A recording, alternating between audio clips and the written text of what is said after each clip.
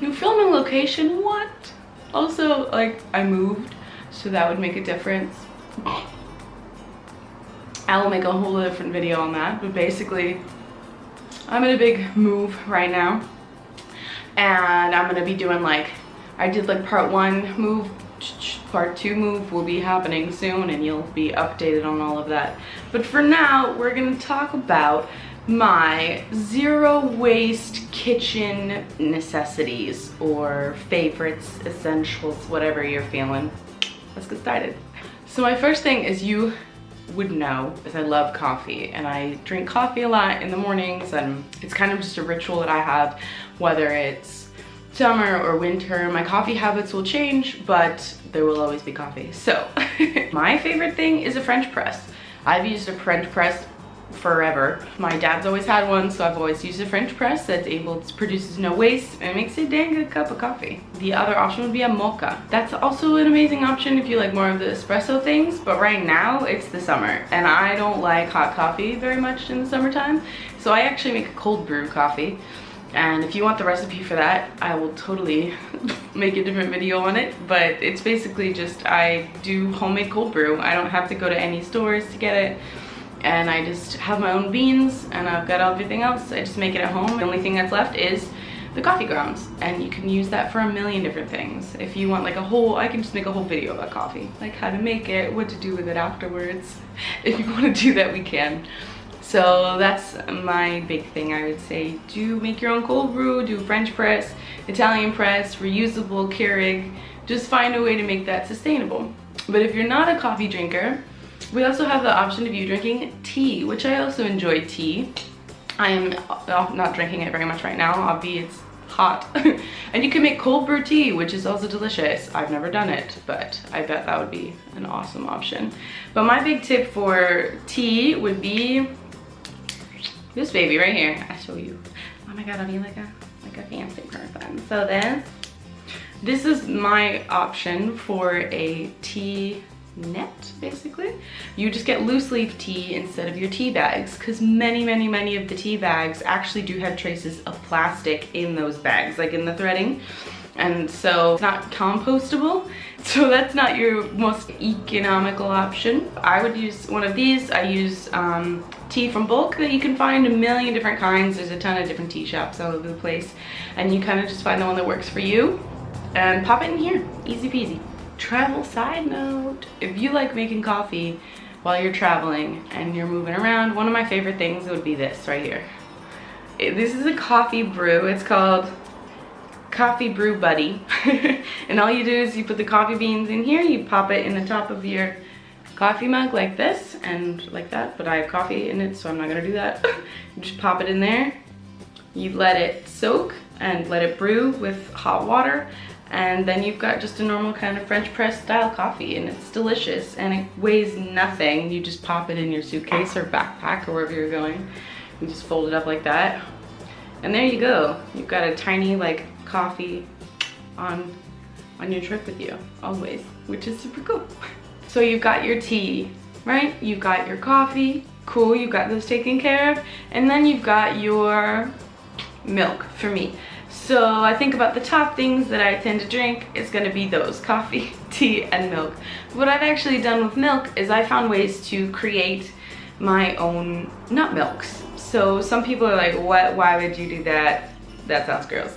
So if you have milk in your life, and you can, if you wanna drink like normal cow's milk, sheep's milk, goat's milk, whatever you do that. But sometimes you'll find the ones that are in a glass jar. Like when I was in Madrid and I didn't want to make nut milk, there was a place that did have glass jars, that the milk came in glass jars. So then I'm able to use those bottles for other things, or I just recycle them if I had too many, which is definitely an option. But the nut milks are awesome. You can buy those nuts in bulk, or you find where you can, and then you just make your own. I can make a video on how to make nut milk if you want to do that, or just have a little experiment time with me. But yeah, so think about the things that you drink. Think about the things that you eat. What are your big staples? And just try to find alternatives for those. My next big thing, if you think about the biggest waste that we produce in the kitchen, at least for me, it would be packaging. A lot of my food, not my food now, but before, and typically a lot of food that you end up buying comes in lots and lots of packaging. So let's say if I love oatmeal, I eat a lot of oats. You go buy oats at the store, and many of the time it'll come in a plastic bag, or it'll come in a cardboard bag, and then you get inside of it and it's also a plastic bag. You get cereal, you get pasta, you know, there's a bunch of different things that you'll buy, and it all comes in pre-packaging. And so my biggest suggestion, especially for dry goods, which is something that I love doing, is buy in bulk. So you've got places in the US like Whole Foods, like local ones that go in bulk. I'm more familiar with the ones in Madrid, and I'll leave some of those down below if you're traveling through Madrid and you want to know a couple good bulk stores, and also in Galicia and Coruña, and I'll put those down below. But find your place that has bulk items, and all you have to do is you just bring a reusable bag. So I have a million of these. I have this one, this one, this one's just for bread, this one's a big one. Like, there's a million different of these. You can get kits, you can go online and you find a ton of these different ways to get these little cotton reusable bags, or any kind of reusable bag that you have. Just fill it up and you're good to go. So like, I needed quinoa. Here's my quinoa. I went in, I had the bag, I filled it, they weigh it, you pay for the weight, and then I decant it into, my next tip, a reusable jar. So if you see, I've got honey that I found in glass, and then when I finish that honey, I'll just clean it out and then use it as storage, like I have here. I have my coffee that I'll try to find outside of packaging. You can buy it and then you ground it up, or you buy it ground, whatever works for you.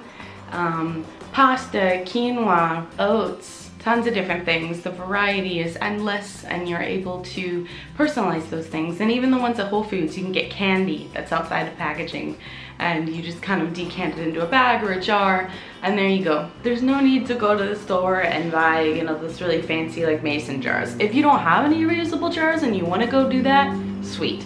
But one of the fastest and cheapest ways to be able to just be like, oh, I suddenly have storage, is just reuse what you already have. As you go through your kitchen, find the things that you are throwing the most away. Go to your trash can and be like, okay, what is the biggest thing that I'm disposing of? And just trying to find an alternative to whatever that may be. So just being more aware of what you're producing and how you are reusing and how resourceful you can be. Reduce all this stuff, you know. It doesn't just have to be plastic, it doesn't just have to be that bag or the cardboard. It's the food, it's the grounds, it's finding purposes for everything, and it creates a cycle instead of just one line. So I hope that kind of gave you some ideas on what you can do, and I wish you luck on your kitchen food shopping journey, and I will see you next time. Also, I do have Instagram, and I like putting things there. We had a beautiful story yesterday. We made black beans together, so that little recipe on how to make it just from dried beans. Or maybe subscribe here and get more videos. I'm trying every week, about different things. As I move, I am doing my move now, and it'll be happening in the next couple of weeks, so I'll try to keep up on my videos. But I hope you'll come along with me on this journey, kind of figuring out what's going on with my travel and continuing my zero waste and low waste kind of process, and just, I don't know, discovering everything with me. Have a beautiful day.